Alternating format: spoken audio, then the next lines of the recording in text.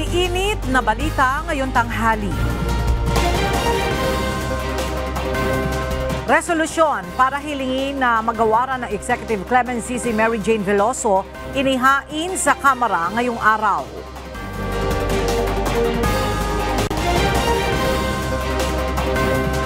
Vice President Sara Duterte hindi ulit sumipot sa National Bureau of Investigation kaugnay sa kanyang naging banta laban kay Pangulong Ferdinand Marcos Jr., First Lady Liza Araneta Marcos at House Speaker Martin Romualdez.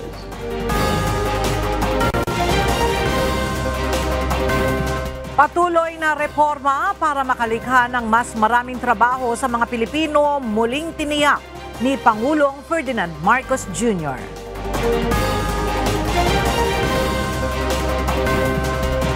Petisyon para makapaglagak ng piyansa si dismiss Bamban Mayor Alice Guo sa kasong qualified human trafficking diringgin sa Pasig Regional Trial Court ngayong araw. PVOX nagbabala sa posibleng pag-agos ng lahar mula sa Bulkang Kanlaon, bunsod ng mga pag-ulan. At validity ng provisional authority ng mga tradisyonal na jeep pinalawig ng LTFRB hanggang December 31, 2025. Magandang tanghali mga kasangbahay. Ngayon po ay araw ng Miyerkules, December 11, 2024. Tayo po ay sabayang napapakinggan sa Radyo La Verdad 1350, ang UNTV Radio. At una sa mga balita ngayong tanghali. Isasagawa sa December 12, 2024, araw ng Huwebes, ang huling pagdinig ng House Quadruple Committee o Quadcom kaugnay ng Illegal Philippine Offshore Gaming Operators o POGOs. Samantala, kabilang naman sa progress report ng 4 House panels ang rekomendasyong saampahan ng kaso ng mga kinuukulang ahensya ng pamahalaan ang mga partikular na personalidad matapos ang 12 pagdinig sa isyu ng POGOs, extrajudicial killings sa anti-drug war ng Duterte administration at illegal drug trade. Ang detalye sa ulat ni Rosalie Coz. Sa December 12, 2024 Huwebes, nakatakda ang huling pagdinig ng House Quadruple Committee o Quadcom kaugnay ng isyu ng Illegal Philippine Offshore Gaming Operators o POGOs. Final hearing na rin ito ng 4 House panels para sa taong ito. Inaasahang haharap sa pagdinig ang tinaguriang Pogo King ayon kay House Quadcom Overall Chairperson, Representative Robert Ace Barbers. Last hearing na to sa Pogo at siguro tutuloy-tuloy na lang yung EJK at yung drugs. That Mr. Richard Lim, I think, is invited, and another personality. Of course, Alice Go will be invited. Sa susunod na linggo naman, ipepresenta sa plenaryo ng Kamara ang progress report ng Quadcom. Kasunod ito ng 12 pagdinig ng House Committees sa issue ng POGOs, extrajudicial killings sa anti-drug war ng Duterte administration at illegal drug trade. Kabilang sa progress report ang irerekomendang paghahain ng kaso sa mga personalidad na nais mapapanagot kaugnay ng mga ito. Gayon din ang nasa 15 panukalang batas na isusulong ng Quadcom. Lahat ng recommendations namin, assuming we will recommend the filing of criminal administrative cases, this will involve active at saka retired at saka recently retired. So lahat yan ay kasama dito sa aming recommendation. Basta one thing is for sure, this committee hearings of the Quad, totaling a number of 12 hearings, has produced more or less around 15 new legislations. Samantala, ipinahayag naman ng 2 majority solons na hindi pa napag-uusapan sa hanay nila ang impeachment complaints laban kay Vice President Sara Duterte. Gayunman, pagtitiyak ng mga kongresista, aaktuhan pa rin ang inihaing impeachment complaint. Sa majority, wala pa kami napag-usapan. And I'm sure we're not taking things lightly on that part, pero maganda rin po yung maayos lahat yung proseso if ever. Kasi nga po, pag na-kompleto yan or may mga mag-submit pa, ang House will act on it. You have that guarantee na hindi naman po kami yung tipong inuupuan namin yung mga issues. 2 reklamong nais mapatalsik sa pwesto ang Vice Presidente ang inihain na sa Kamara. pero hindi pa ito na itatransmit ng Secretary General sa Office of the House Speaker. May 4 na araw na lamang ng plenary sessions ang Kamara bago ang holiday break sa December 21. Rosa Licoz, UNTV News and Rescue. Diyos ang aming sandigan, serbisyo publiko ang aming pinahahalagahan. Itinuturing ni Vice President Sara Duterte na magandang pagkakataon ang 2 impeachment complaint na inihain laban sa kanya upang masagot ng maayos ang mga akusasyong ibinabato sa kanya. Ang detalye sa report ni Jed Neresina. Bukas si Vice President Sara Duterte sa mga impeachment complaint na inihain ng iba't ibang grupo sa Kamara laban sa kanya. Ayon sa Vice Presidente, itinuturing niya itong magandang oportunidad dahil sa ganitong paraan aniya ay masasagot na niya ng maayos ang mga sinasabi ng mga miyembro ng House of Representatives na umano'y mali niyang ginawa.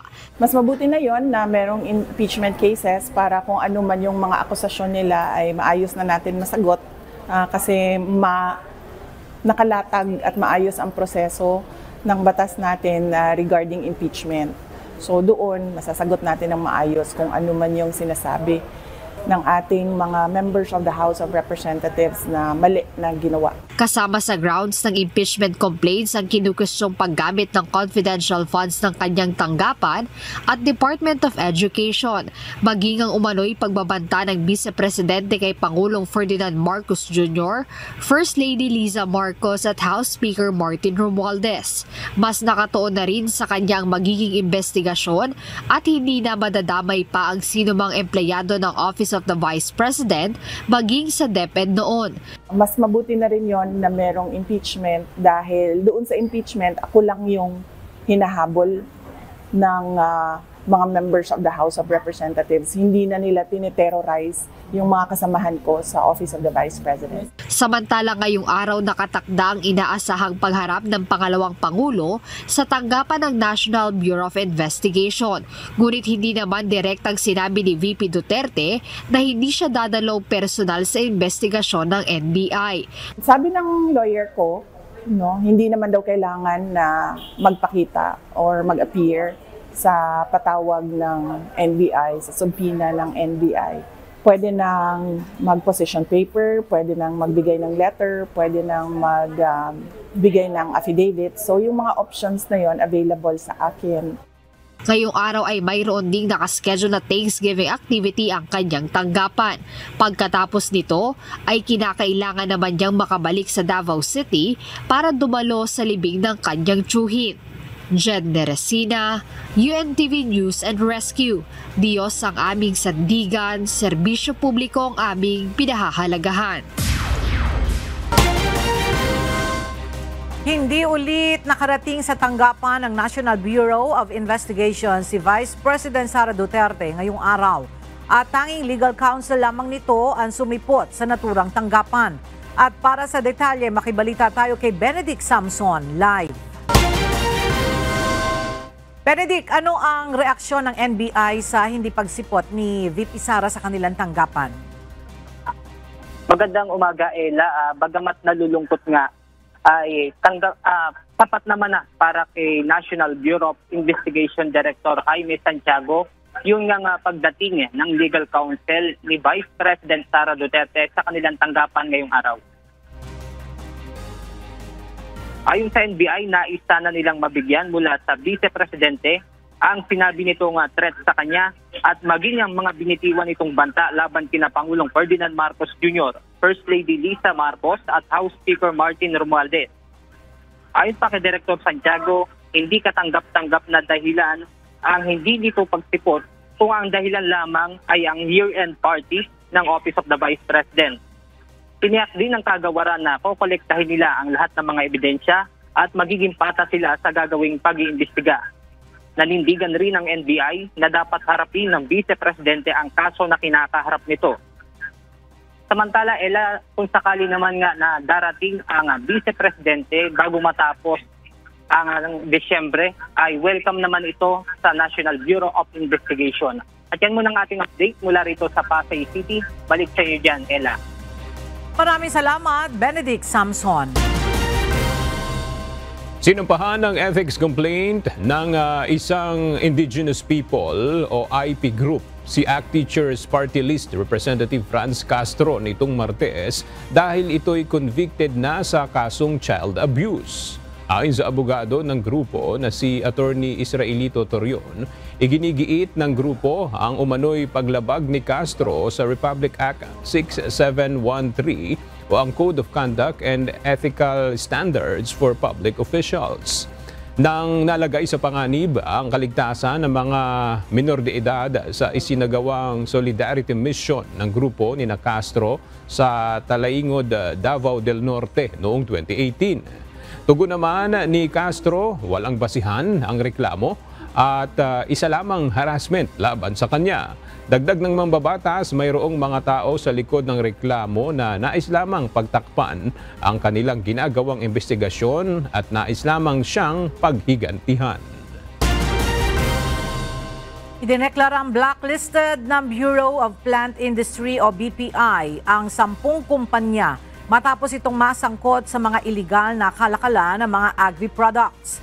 Kabilang sa mga blacklisted na kumpanya ang LVM Grains Enterprises, Kaislish Consumer Goods Trading, JRA at Pearl Enterprises Incorporated at iba pa na hindi nakakuha ng sanitary at phytosanitary import clearances mula sa BPI bago mag-angkat ng mga gulay, prutas at iba pang produktong agrikultural. Ayon kay DA Secretary Francisco Chu Laurel Jr., dapat itong magsilbing babala sa iba pang kumpanyang masasangkot sa mga iligal na gawain. Layunin ng hakbang na ito na mas paigtingin pa ang kampanya laban sa smuggling at hindi makatarungang kalakalan upang protektahan ang mga magsasaka, mangingisda at consumer. Pareho umano ang ginagawa ngayon ng pamahalaan na panggigipit kay Vice President Sara Duterte sa nangyari kay dating Congressman Arnie Teves. Samantala, iaapila naman ng kampo ni Teves ang desisyon ng Korte sa Timor-Leste sa extradition case nito. Narito ang report ni Dante Amento. Pareho umano ang senaryo ng panggigipit ng pamahalaan kay dating Congressman Arnie Teves at ngayon naman kay Vice President Sara Duterte. Ayon kay Attorney Ferdinand Topacio, ang unang ginawa ay pinasama sina Teves at VP Sara sa media na pinalilitaw na bayolente silang tao. Kasunod nito ang gawa-gawang reklamo para lalong madidiin. They are being falsely implicated for crimes, grave crimes. In the case of VP Sara, may plunder, ang dami eh. Lahat ng crimes na capital offense. Dagdag pa ni Attorney Topacio, ang political persecution ay unang naranasan ni dating Congressman Teves. Samantala, nananatili anyang kampante si Teves na sa huli ay mananalo pa rin siya sa extradition case laban sa kanya. Maghahain sila ng apela sa desisyon ng Timor-Leste Court of Appeal noong nakaraang linggo pabor sa pagpapauwi kay Teves sa bansa. Mayroon silang 30 araw mula nang ibinaba ang desisyon sa extradition case. The ball is in the court of our lawyers in Timor-Leste. But of course, I'm almost certain that we'll file an appeal. And the appellate process will be underway pretty soon. Naniniwala naman ang Department of Justice o DOJ na hindi na babaliktarin ng Timor-Leste Court of Appeal ang kanilang desisyon. But you know, when you've been decided twice over and it's in the negative, well, we are very, very hopeful. And that's being kind. So, that the same result would come out. Pero minaliit naman ito ni Topacio dahil matagal na anyang sinabi maging ni Secretary Crispin Rimulya na mapauuwi na ang dating mambabatas pero hanggang ngayon ay hindi pa naman ito nangyayari. They have been saying that for the longest time. 2 taon na yata nilang sinasabi yun. But the fact remains that Congressman Teves is still in Timor-Leste, and the fact remains that all of their predictions have been proven wrong. Diba, ilang beses na nilang sinasabi, ganitong buwan, nandito na, wala nangyari. Dante Amento, UNTV, News and Rescue. Diyos ang aming sandigan, serbisyo publiko, ang aming pinahahalagahan. Nakatakdang isagawa ang compassionate visit kay Mary Jane Veloso ng mga kaanak nito sa Jakarta, Indonesia sa susunod na linggo. Samantala, ipinaabot ng mga magulang ni Veloso sa DFA ang sulat para kay Pangulong Bongbong Marcos Jr. upang humingi ng clemency. Ang detalye sa report ni Asher Cadapan Jr. Personal na pupuntahan si Mary Jane Veloso ng mga kaanak nito sa Indonesia ayon sa kanilang legal counsel. Ito ay habang hinihintay pa ang tuluyang pagpapauwi sa Pilipinas ng alleged trafficking victim mula sa pagkakakulong sa Indonesia. Ang tiyak kami, na-approve na ng Indonesian government yung compassionate visit ng pamilya. So ang pupunta sa kulungan sa Yogyakarta, Indonesia ay yung dalawa niyang anak at yung kanyang magulang na si Nanay Celia at Tatay Cesar. At ang petsang binigay sa amin, December 16 to 18. So malapit na yung paglipad nila. At pinaabot din namin na sasama yung migrante at kaming mga abogado para mabisita din namin si Mary Jane. Kahapon, December 10, dumulog sa tanggapan ng Department of Foreign Affairs o DFA ang mga kaanak ni Veloso. Umaasa ang mga ito na mabibigyan rin ng executive clemency at makapiling nila ngayong holiday season si Mary Jane. Bunsod nito, isang sulat kamay na apila kay Pangulong Ferdinand Marcos Jr. ang ipinaabot sa DFA ng mga kaanak ni Veloso. Ang talagang sinadya po namin dito yung malaman po namin kung matutuloy kaming dumalaw kay Mary Jane. Saka ang talagang pinakaano namin yung maiabot namin yung sulat para maibigay niya sa ating Pangulo. Saka yung mahingi namin clemency para kay Mary Jane. Talagang sabik na kami sa anak ko. Sa kabila nito, tanggap naman ni Nanay Celia sakaling hindi talaga kayang idiretso sa bahay nila at ikukulong muna si Mary Jane pagka-uwi nito sa Pilipinas. Maganda rin po yung pag-uusap, naintindihan ko yung sinabi ni Sek na halimbawa iuwi siya, hindi pa raw kasi pwede talagang iuwi namin kaagad sa bahay. Obligado raw na ikulong daw muna o gagawa na lang daw sila ng paraan para raw mabilis na lang ang clemency niya.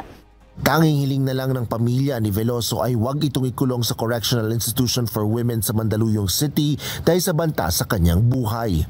Asher Cadapan Jr., UNTV News and Rescue. Diyos ang aming sandigan, serbisyo publiko ang aming pinahalagahan. Inihain ngayong araw sa Kamara ang isang House Resolution upang hikayatin ang pamahalaan na pagkalooban ng Executive Clemency si Mary Jane Veloso. Ito ay matapos magkasundo ang Philippine at Indonesian governments na ilipat sa piitan sa bansa si Veloso na nakulong sa Indonesia noon pang 2010 dahil sa drug trafficking charges. Mula sa House of Representatives, makibalita tayo kay Rosalie Coz live. Rosalie, ano yung detalye nitong House Resolution na inihain sa Kamara? Aga naghain ng House Resolution ng Makabayan Bloc lawmakers para hikayatin ang pamahalaan sa pamagitan ni Pangulong Ferdinand Bongbong Marcos Jr. na pagkalooban ng clemency si Mary Jane Veloso. Si Veloso ay nadetine sa Indonesia simula 2010 dahil sa drug trafficking conviction ng Indonesian government. Subalit kamakailan ang pumayag ang Indonesian government na mailipat ang physical at legal custody ni Veloso sa Pilipinas. Batay naman sa nanay ni Mary Jane na si Ginang Celia, wala pa silang impormasyon kung kailan makauwi ng Pilipinas ang kanilang anak. Subalit nagpapasalamat ito sa pamahalaan sa pagtulong sa kaso ni Mary Jane. Umaasa rin itong pagbibigyan ni Pangulong Marcos Jr. ang hiling na clemency upang tuluyang makapiling ang kanilang anak. Ayon sa mga kasawang Veloso, nakatakda silang pumunta sa Indonesia sa December 15 upang bisitahin ang anak na si Mary Jane. Balik sa'yo, Aga. Maraming salamat, Rosalie Coz. Formal nang inilunsad ng pamahalaan ang pinakabago at ika-4 na Philippine Human Rights Plan. Kasabay ito ng pagdiriwang ng Human Rights Day kahapon, December 10. Ang detalye sa report ni Ivan Alvarez. Mas pinaigting na proteksyon sa karapatang pantao. Iyan ang patuloy at mas mahigpit na tinututukan ngayon ng gobyerno sa paglulunsad ng 4th Philippine Human Rights Plan o PHRP4 kasabay ng pagdiriwang ng Human Rights Day kahapon, December 10. Ito ay isang plano na pinangungunahan ng Presidential Human Rights Committee o PHRC kasama ang iba pang ahensya ng pamahalaan upang maipatupad ang mas matibay na karapatang pantao sa bansa. Sumuporta naman sa isinagawang event ang iba't ibang human rights advocates at defenders galing sa gobyerno, civil societies at international organizations. Isa sa mga dumalo sa event ay si Executive Secretary Lucas Bersamin upang ihatid ang pakikiisa ni Pangulong Ferdinand Bongbong Marcos Jr. sa naturang aktibidad. The launch of the 4th Philippine Human Rights Plan, or PHRP-4, is a testament to this truth, a living commitment to just principles, equity, and action. Malaking hakbang ang isinagawang launching upang lalo pang mapalakas ang sistema ng karapatang pantao sa bansa. These are all rooted in 3 fundamental objectives that inform what human rights is all about: protecting human lives, uplifting human dignity, and advancing people's progress. Ito'y upang masiguro na ang human rights ng bawat Pilipino, anuman ang sektor at estado sa buhay, ay natatamasa at kinikilala. Partikular na sa mga kababaihan, kabataan, persons with disabilities, migrant workers at iba pang marginalized sectors. 1 year ago, the Philippines stood before the United Nations Human Rights Council and pledged to uphold human dignity as a cornerstone of our nation's development. Isa ang PHRP-4 sa 3 pangako ng Pilipinas sa Universal Declaration of Human Rights noong December 2023. Kasama sa mga bumuo ng ika-4 na Human Rights Plan ang iba't ibang sektor at civil societies. Kaya naman sinisiguro ng PHRC na magiging inclusive, balanse at makatarungan ang isinagawang plano. Magiging gabay ang PHRP-4 para sa mga patakaran ng gobyerno sa susunod na 5 taon. Ivan Alvarez, UNTV News and Rescue. Diyos ang aming sandigan, serbisyo publiko ang aming pinahahalagahan. Isasagawa ang pagdinig ngayong araw sa Pasig Regional Trial Court para sa petisyong inihain ng kampo ni dismissed Bamban Mayor Alice Guo na humihiling na payagan itong makapagpiyansa sa kasong qualified human trafficking. Mula sa Pasig City, alamin natin ang iba pang detalye kay Ryan Lacanlale live. Ryan, ano ba ang mga inaasahan nating matatalakay sa pagdinig ng korte dito sa petition for bail ng kampo ni Alice Guo? Aga nakatagdang magkain ng mga ebidensya ang prosekusyon para kontrahin ang kampo ni dismissed Mayor Alice Guo sa hiling nito nga makapagpiyansa. Sinimulan na nga ang pagdinig para sa petition for bail ng kampo ni Guo para ito sa kasong qualified human trafficking na isinampa ng Presidential Anti-Organized Crime Commission at Criminal Investigation and Detection Group o PNP-CIDG. Ayon sa PAOK, maghahain sila ng ebidensya ngayong araw. Sinabi naman ng kampo ni Guo na inaasahan nila maghaharap ng mga saksi ang kampo ng prosekusyon. Hindi naman makakadalo ng personal ang dating alkalde at dadalo lamang ito sa pagdinig sa pamamagitan ng video conferencing. Dati nang sinabi ni Atty. Nicole Hamilla, ang legal counsel ni Guo, na mainam para sa kanila ang pagdalo via online na lamang ng kanyang kliyente para na rin sa siguradid nito at makatipid sa logistic ang pamahalaan. At siya mo ng linis mula dito sa Pasig City. Balik sa iyo, Aga. Maraming salamat, Ryan Lacanlale. Posibleng tumagal ang pag-aalburuto ng Bulkang Kanlaon na ngayon nasa alert level 3 na. Gayunpaman, tiniyak ni Defense Secretary Gilberto Teodoro Jr. na pinaghahandaan na ng pamahalaan ang worst scenario na maaaring mangyari dito. Ito ang balita ni Ryan Lacanlale. Etong alert level 3 ay minimum i-maintain natin ng 3 linggo at the minimum.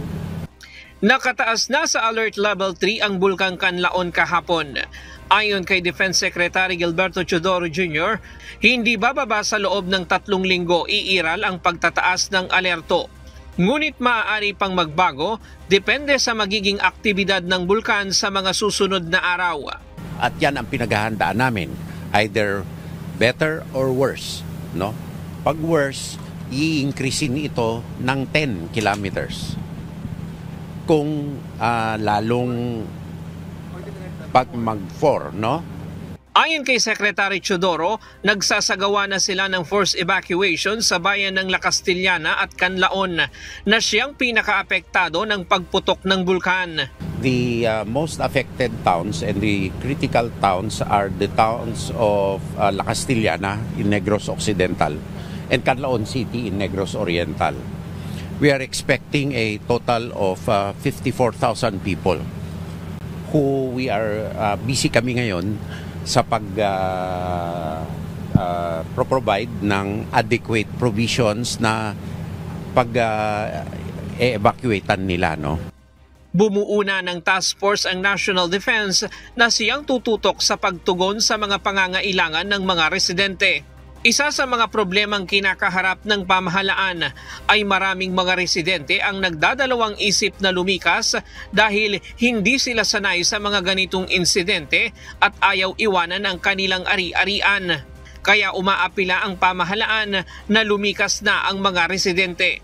Pero ang importante, tayo ay nakikiusap sa mga kababayan natin sa La Castillana at Canlaon City na nasa 6 na kilometro. Alam na naman nung mga LGU kung anong mga barangay ito na lumikas na at maghahanap tayo ng paraan.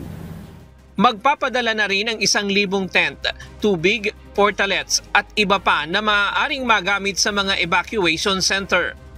Nakatutok din ng Pangulo sa pag-aalboroto, aktibidad ng Bulkan Canlaon at nagbigay na ng instruction na tulungan ang mga LGU sa kanilang mga pangangailangan.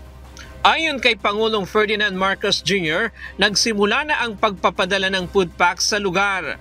Gayun din, tiniyak na aniya ng Budget Department na may sapat na pondo para sa pagtugon sa apektado ng pag-aalboruto ng Mount Canlaon. First of all, I got the report from si Secretary Rex Gatchalian, who landed already in Negros early this morning. With DBM has already assured me that they are ready. So yes, we are ready to support the families who have been evacuated outside the 6-kilometer danger zone. Ryan Lacanlale, UNTV News and Rescue. Diyos ang aming sandigan, serbisyo publiko ang aming pinahahalagahan. Nagsasagawa na ng assessment ang Sugar Regulatory Administration o SRA hinggil sa epekto ng pagsabog ng Bulkang Canlaon sa tubuhan sa Negros Occidental. Ang Negros Occidental ang pinakamalaking plantasyon ng tubo o sugarcane at pangunahing producer ng asukal sa bansa. Mula sa La Carlota City sa Negros Occidental, makibalita tayo kay Lalaine Moreno live. Lalaine, kumusta ba ang mga tubuhan dyan sa Negros Occidental? Lubabayang napinsala ng pagsabog ng Mount Canlaon? Ella, ayon sa mga residente at ayon na rin sa mga sugar planters ay hindi naman sila masyadong naapektuhan ngayon ng pagsabog ng Bulkan Canlaon dahil nga ang ilan sa kanilang mga pananim ng mga tubo ay naani na itong mga nakalipas na buwan. Nababahala na ang Sugar Regulatory Administration sa posibleng magiging epekto ng pagsabog ng Bulkang Canlaon sa industriya ng asukal sa bansa.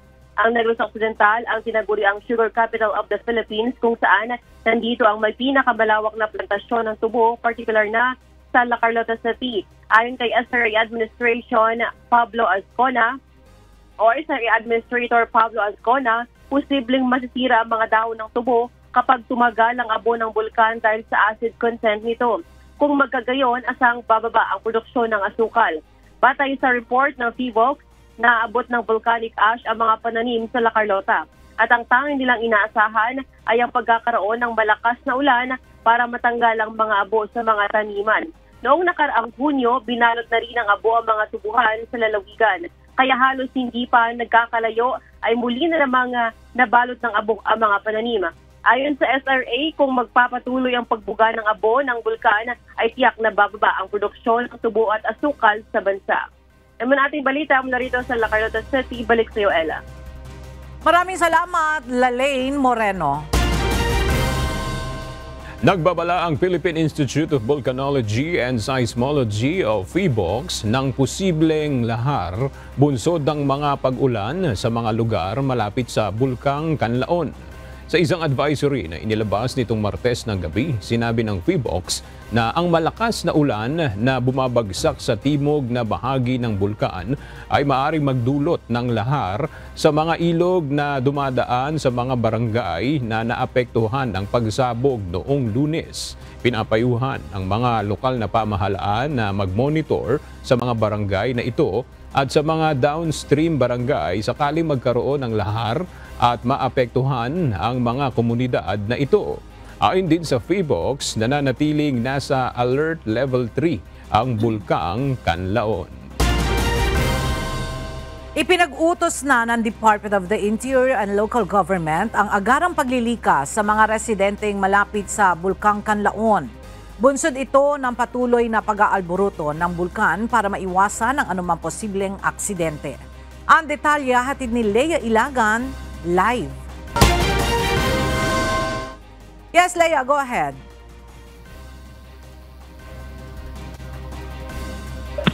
Magandang tanghali sa iyo, Ella. Pinakikilos na nga ng Department of Interior and Local Government ang mga lokal na opisyal ng pamahalaan para sa paglilikas sa mga residente na nakatira sa 4 to 6 km permanent danger zone. Ito ay matapos nga ang pagsabog ng Bulkan Kanlaon itong nakaraang araw at itaas sa Alert Level 3 ang bulkan. Partikular na pinatututukan ang paglikas sa mga vulnerable sector na kinabibilangan ng mga buntis, bata, matatanda at mga may kapansanan.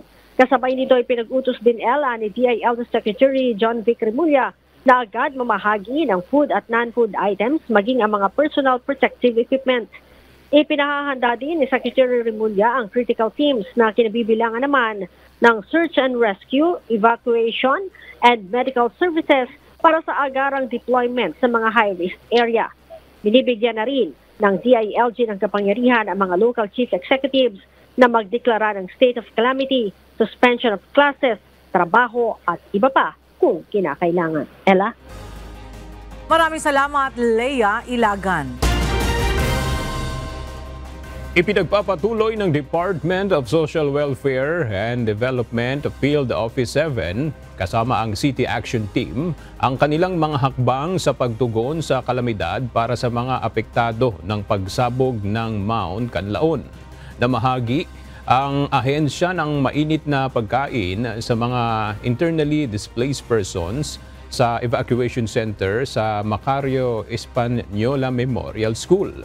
Ayon sa pinakabagong ulat, 146 na pamilya o 486 na individual ang nawalan ng tirahan ang pansamantalang nanunuluyan sa evacuation centers upang makaligtas mula sa patuloy na epekto ng pagsabog ng bulkan. Upang tugunan ang pangunahing pangangailangan ng mga naturang residente, nagbigay ang DSWD Field Office 7 ng humanitarian aid na nagkakahalaga ng 30,500 pesos. Muling binigyan diin ni Pangulong Ferdinand Marcos Jr. ang commitment ng kanyang administrasyon sa pagpapatupad ng mga reforma upang makalikha ng mas marami pang trabaho para sa mga Pilipino. Ito'y upang maisakatuparan ang mithi na gawin lamang opsyon at hindi pangangailangan ang paghahanap buhay ng mga Pilipino sa abroad. Mula sa Malacanang, makibalita tayo kay Ivan Alvarez, live. Ivan, ano-ano ang mga plano ng gobyerno upang mas dumami pa ang job opportunities sa bansa?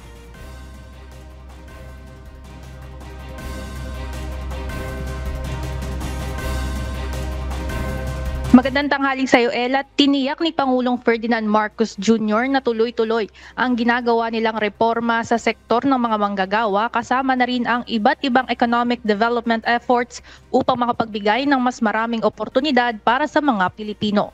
Sa 2024 Presidential Awards for Filipino Individuals and Organizations Overseas sa Malacanang kaninang umaga, binigyan diin ng Pangulo ang hangarin ng pamahalaan na hindi maging pangunahing prioridad ng mga Pilipino ang pangingibang bansa para kumita ng pera. Ayon kay PBBM, batid niyang milyon ang mga Pilipinong nangingibang bansa at nagmamigrate upang makahanap ng mas maayos na job opportunities. Kaya naman patuloy ang mga inisyatibo ng pamahalaan upang lalong maprotektahan ang karapatan ng overseas Filipino workers. Gaya ng pagkakaroon ng mas matatag na labor agreement sa ibang bansa, mas mahigpit na kampanya laban sa mga illegal recruiters at traffickers, at paglulunsad ng pondo para sa agarang kalinga at saklolo para sa overseas Filipino workers. Sa talumpati sa awarding ceremony, muling pinagtuunan ng pansin ng Pangulo ang kahalagahan ng trabaho ng mga OFWs na kahit nasa ibang bansa ay patuloy na naglilingkod sa bayan at sa mga kapwa-tao. Yan muna ang update mula dito sa Malacanang. Balik sa inyo dyan, Ella. Maraming salamat, Ivan Alvarez. Isinasagawa ngayong araw ang huling Bicameral Conference Committee meeting para sa pagsasapinaal ng panukalang national budget para sa susunod na taon. Tinatalakay dito ang mga pagkakaiba sa mga bersyon ng 2025 General Appropriations Bill na magkahiwalay na naipasa ng mataas at mababang kapulungan ng Kongreso. Mula sa Maynila, makibalita tayo kay Asher Cadapan Jr. live. Asher, ano na ang mga pangunahing na pag-usapan dyan sa BICAM meeting? Aga na aprubahan na ng Bicameral Conference Committee ang House Number 10800 o ang 2025 General Appropriations Bill. Ito ang 6.352 trillion pesos na panukalang national budget para sa susunod na taon. Sa paunang salita ni Senate Committee on Finance Chairperson Senator Grace Poe, sinabi nito na maraming issue ang kinailangang plantsahin sa naturang panukala. Ayon kay Senator Poe, hindi lamang nila napanatili kundi napataas pa ang pondo ng ilan sa mga mahalagang ahensya kumpara noong nakaraang taon. Kabilang na dito ang mga pondo para sa social protection, programa para sa kabuhayan, kalusugan, edukasyon at pagresponde sa mga kalamidad. Ilan sa mga ahensya na nabanggit ng mamabatas na may significant increase o malaking pagtaas sa budget ay para sa defense, justice, transportation at infrastructure sectors. Ayon naman kay House of Representative Committee on Appropriations Chairman Elizalde Co, sinabi nito na masusi nilang tinalakay ang mga komplikadong alokasyon, gayon din ang mga polisiya sa bawat probisyon ng budget. Sa BICAM meeting, nagbigay na din ng manifesto si Senador Risa Ontiveros na hindi muna ito pipirma sa naturang panukala hanggat hindi pa niya ito nababasa kasama si Minority Leader Senator Aquilino Coco Pimentel III. Kanina aga ay nakapanayam natin sa pagtatapos nga nitong BICAM si House Speaker Martin Romualdez at kanyang kinumpirma na na-restore o naibalik yung kanilang panukala dito para sa ayuda para sa kapos ang kita program o AKAP dito sa GAB o sa General Appropriations Bill, habang nakita naman natin na na-retain itong pondo ng Office of the Vice President na 733 million pesos. Yan muna ang latest dito para sa BICAM. Balik sa iyo, Aga. Maraming salamat, Asher Cadapan Jr. Magkakaroon ng pagtaas sa singil sa kuryente ang Meralco ngayong Disyembre dahil sa pagtaas ng generation charge. Para sa mga customer na kumukonsumo ng 200 kWh, asahan ang dagdag na 21 pesos para sa inyong monthly bill. 31 pesos naman para sa may consumption rate na 300 kWh, habang 42 at 52 pesos sa mga umaabot sa 400 to 500 kWh ang konsumo. Inaasahan ding magpapatuloy ang dagdag na 12 pesos bawat kWh sa transmission charge mula Enero hanggang Marso 2025.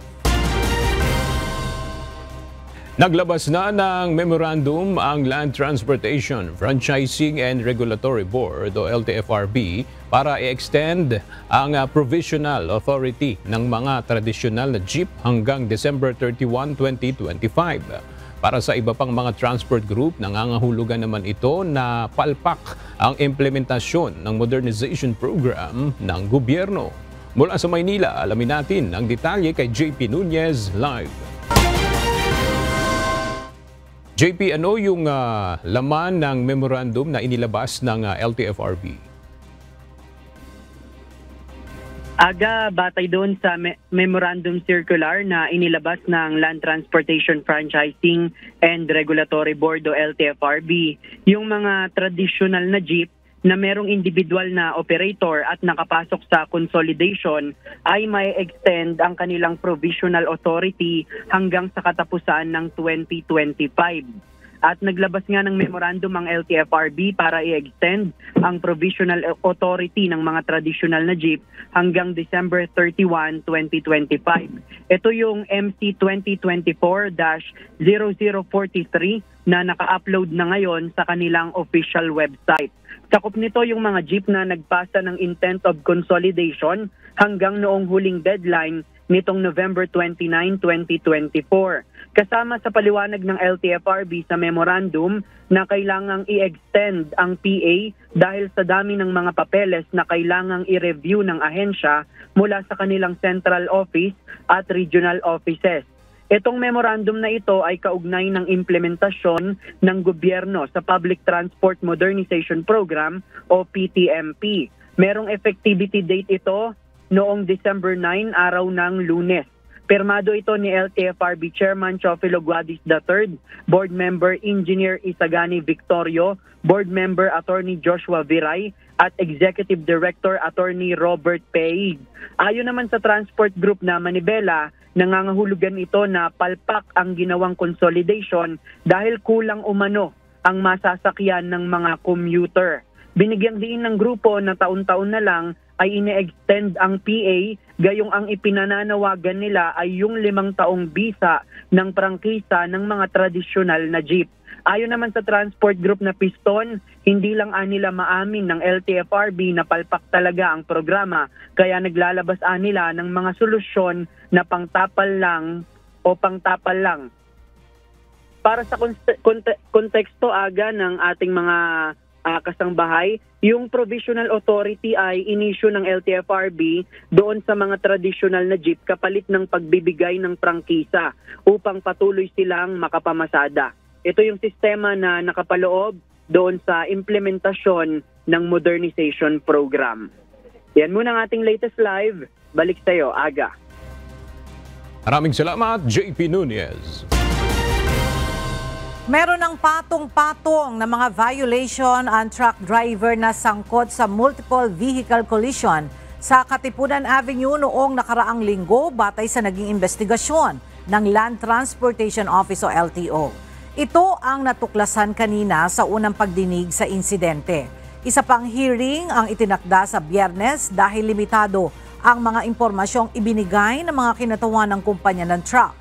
Narito ang report ni JP Nunez. Merong 7 traffic violation ang driver ng truck na dahilan ng multiple vehicle collision sa Katipunan Avenue na nagdulot ng pagkasawi ng 4 na individual noong December 5. Naungkat ang record nito sa ginawang pagdinig ng Land Transportation Office o LTO sa kanilang central office sa Quezon City. Humarap sa tanggapan ng LTO ang abogado ng kumpanyang nagmamay-ari ng truck na Hermano Oil Manufacturing and Sugar Corporation. Gayon din ang isang representative nito na kamag-anak ng may-ari ng kumpanya ng truck. Sa ginawang pagdinig, napag-alamang meron ng 3 overloading violation ang driver ng truck mula nang maging empleyado ito ng kumpanya noong 2021. Bukod dito, mayroon pang ibang mga minor violation. As of today, there is a 3 violation po for overloading yung assigned driver natin po.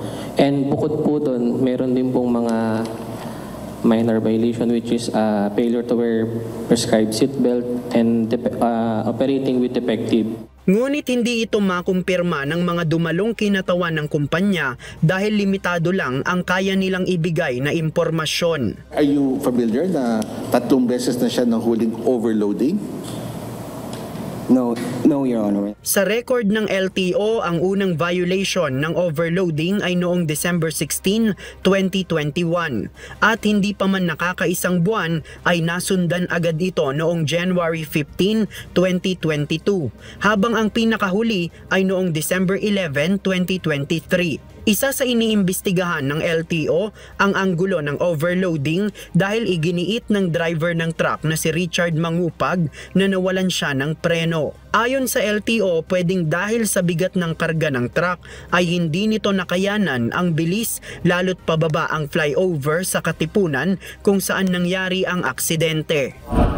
Sa ngayon, wala pang desisyon ang LTO kung mare-revoke ang driver's license ng truck driver at masususpinde ang rehistro ng kumpanyang nag-ooperate nito. Muling magsasagawa ang LTO ng pagdinig sa December 13 ng alas 10 ng umaga. Samantala, ayon sa LTO, magsasagawa sila ng pag-iigpit sa mga inspeksyon ng truck upang maiwasan ang kahalintulad na trahedya. Kung kailangan, meron kami mga adjustments to be done as far as motor vehicle inspection is concerned, as far as apprehensions are concerned, i-adjust namin yung sarili namin. But at the same time, we want magkaroon na ng kusa itong ating mga stakeholders, yung ating truckers, because no one wants to have an accident. I'm sure of that, di ba? Wala may gusto yan.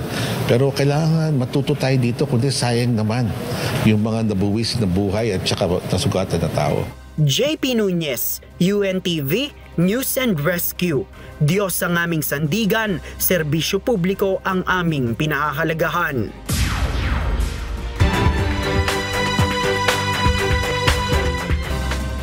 Isinusulong ngayon ng Pyrotechnic and Manufacturers and Dealers Association sa Bulacan ang pagkakaroon ng training sa TESDA ng mga empleyado na nagtatrabaho sa mga pagawaan ng paputok sa probinsya. Layunin nito na mabigyan ng sapat na kaalaman ang mga ito at maiwasan ang anumang aksidente gaya ng mga pagsabog ng mga pagawaan ng paputok na karaniwang nangyayari taon-taon.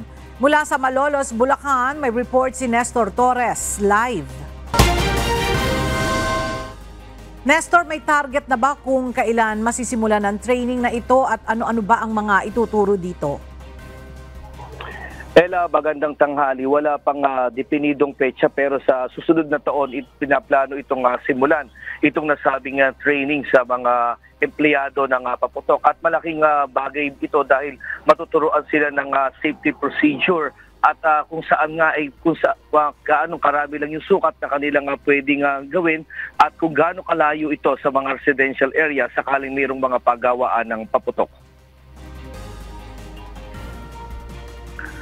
Isinusulong ngayon ng chairman ng Philippine Pyrotechnic Manufacturer and Dealers Association na magkaroon na ng training ang mga manggagawa ng paputok sa bansa, lalo na dito sa Bulacan. Ayon kay Chairman Celso Cruz, matagal ng problema, lalo na kapag malapit na ang pagpapalit ng taon at may mga fire-related injuries ay nangyayari, partikular nga sa mga illegal na pagawaan ng paputok. At upang makaiwas sa anumang klase ng disgrasya gaya ng mga sumasabog na paputok at sunog, pinagpaplanuhan na rin nila kasama ang LGUs at manufacturer na sa susunod na taon ay sumailalim na nga sa training sa TESDA ang mga trabahador sa mga paghawaan ng paputok para sa kanilang safety. Alam mo naman ang TESDA, so may mga tinatawag yan na competency assessment.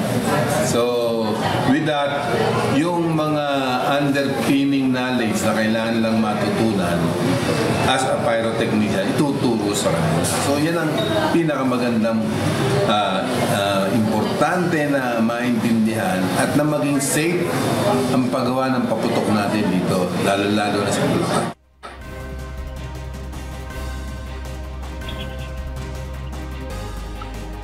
Dagdag pa ni Chairman Celso, kausap na rin nila ang TESDA ukol sa nasabing training. Mga experts to, mga 50 years experience na sa paggawa ng mga paputok. So, sila mga mag-guide dito sa mga workers. Ayon kay Celso Cruz, ang manggagawa ng ayon kay Celso Cruz, additional itong information kahit sa mga dating manggagawa ng paputok. Pero paglilinaw nito, hindi naman sila oobligahin. Sakali namang makatapos sa training ay bibigyan ang mga ito ng TESDA certificate bilang katunayang sumailalim sila sa naturang pagsasanay. At yan, munting latest lang mula dito sa Bulacan. Balik sa iyo, Ella. Maraming salamat, Nestor Torres. Abiso po sa mga motorista, hindi muna madadaanan sa ngayon ng lahat ng uri ng sasakyan ang bahagi ng Maharlika Highway sa may sitio Kabungahan sa Barangay Kabatuhan, Labo, Camarines Norte dahil sa pagguho ng lupa. Batay po yan sa abiso ng Camarines Norte Provincial Information Office. Kaya naman pinapayuhan ang mga apektadong motorista na mga babiyahe ng patungong Maynila mula Camarines Norte at vice versa na pansamantalang dumaan na muna sa Quirino Highway via Sipocot, Camarines Sur. Ilang araw na ring nakararanas ng mga pag-ulan ang probinsya ng Camarines Norte dahil sa shear line. Inaprobahan ng Sangguniang Panlalawigan ng Surigao del Norte ang isang resolusyon nitong Martes na nagdedeklara ng state of calamity sa Siargao at Bocas-Grand Islands. Ito ay matapos ang matagal na pagkawala ng kuryente simula pa noong December 1 dahil sa sira sa submarine cable na nagdadala ng kuryente mula sa mainland Mindanao. Isang welcome development naman ito para kay Governor Robert Lyndon Barbers na anyay magpapabilis ng pagpapalabas ng pondo at magbibigay daan para sa pagbibigay ng suporta para sa mga apektadong bayan at barangay. Sinabi ni Janice Medina Reyino, tagapagsalita para sa Pamahalaang Panlalawigan ng Surigao del Norte, na ang unang hakbang sa ilalim ng deklarasyon ay ang pagbibigay ng mga generator set sa lahat ng 134 na barangay sa mga isla. Nakikipagtulungan din ang lokal na pamahalaan sa Department of Trade and Industry upang magpatupad ng price freeze sa mga pangunahing bilihin.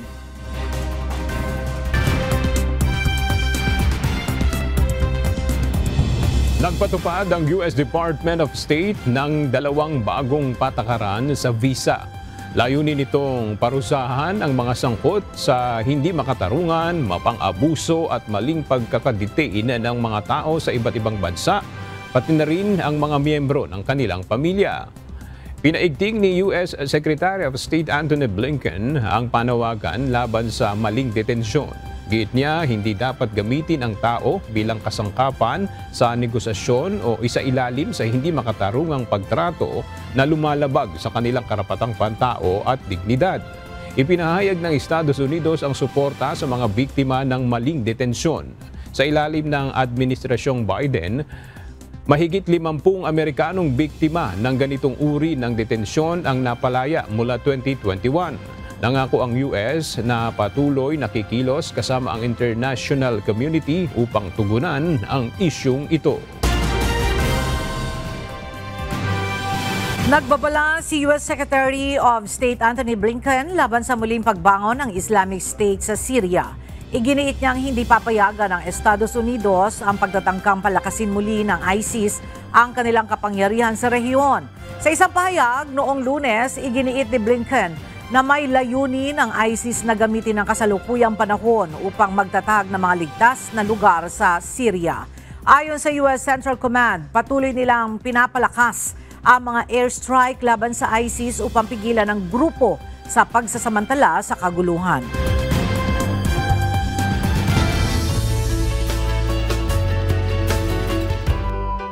Kinilala ngayong araw ng Department of Environment and Natural Resources ang mga kabahagi sa inisyatibo ng pangangalaga ng kalikasan. Kasama rito ang programang Ocean Care ng UNTV. Narito ang report ni Mia Alonzo.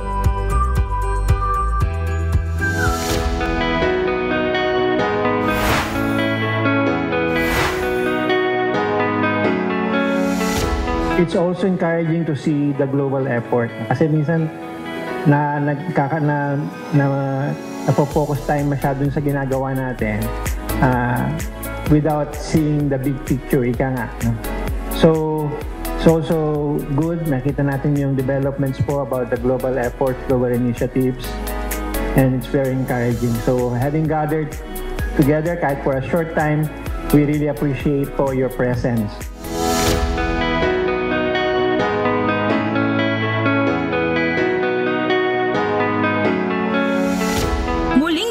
Pagkilala ng Department of Environment and Natural Resources ang mga aktibo nitong partner sa inisyatibong pangkalikasan. Ilan sa mga ito na nakadalo sa naturang event ay ang Adamson University, Make a Difference Travel, One Pawikan Initiative, Potts College of Aeronautics, Society for the Conservation of the Philippine Wetlands, Wild Bird Club of the Philippines. Kabilang din sa kinilala ang UNTV Ocean Care Initiative sa tulong din ng Bread Society at Members Church of God International. Taong 2022 nang formal na nakibahagi ang grupo sa inisyatibong ito na ang pangunahing layunin ay basic coastal clean at mangrove planting. Hanggang sa kasalukuyan, nagpapatuloy ang gawain na ito ng UNTV Ocean Care. Ayon kay Project Head ng Ocean Care Initiatives, regular at buwan-buwan ay nagsasagawa sila ng activities ng pangangalaga sa karagatan at aasahan na magbubukas sila ng panibagong proyekto sa susunod na taon.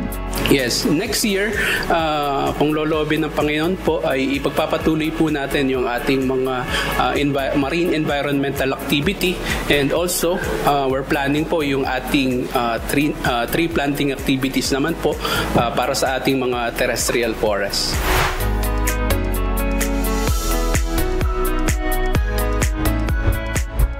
Ayon sa DENR, kasama ng mga bumubuo sa inisyatibong ito ang pagpapalawak ng saklaw at ang sense of volunteerism sa pagpapaigting ng pangangalaga ng kalikasan sa bansa. Mia Alonso, UNTV News and Rescue. Diyos ang aming sandigan, serbisyo publiko ang aming pinahahalagahan.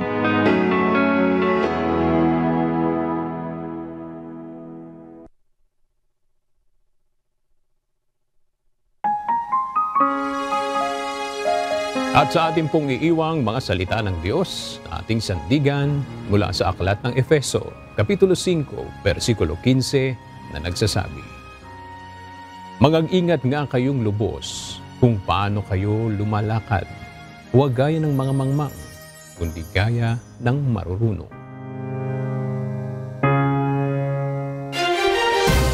At yan ang mga balitang aming tinutukan at inaksyonan dahil sa aming pagbabalita, una ang pagkalinga sa kapwa. UNTV CE News, may balita saan mang panig ng daigdig. At dito sa UNTV, Diyos ang aming sandigan, serbisyo publiko ang aming pinahahalagahan. Magandang tanghali.